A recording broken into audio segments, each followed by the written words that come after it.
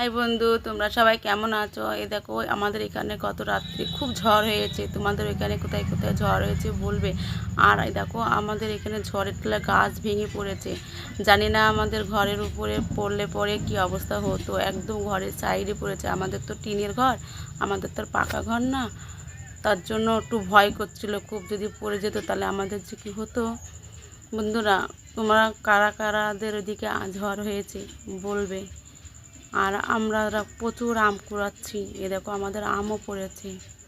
বন্ধু, তোমরা কারা কারা আম খেতে ভালোবাসো আর কোথায় কোথায় আম আছে আমাদেরকে বলবে, ঠিক আছে?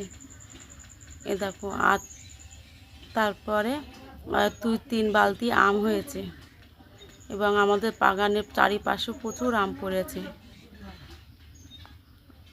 আম নিয়ে আমি এবার চলে যাব ঘরেই।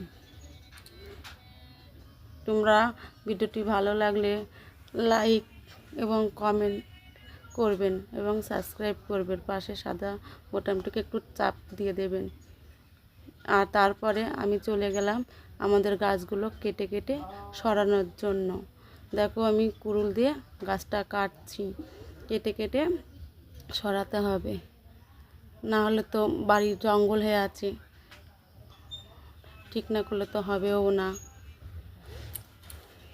হাঁপছিয়ে যাচ্ছি। তারপরে এই দেখো, আমি চলে এসেছি রান্না বান্না করে খেতে।